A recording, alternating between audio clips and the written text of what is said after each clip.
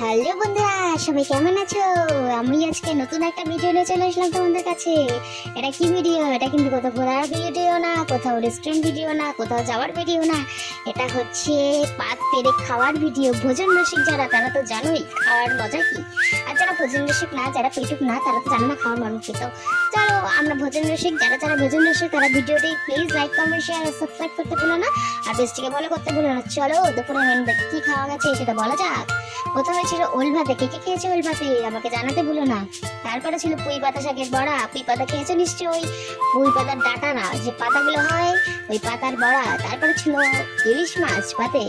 তারপরে ছিল মাংস ভাত। মাংস ভাত তো নিশ্চয়ই সবাই খেয়েছে দুপুরের পাতে।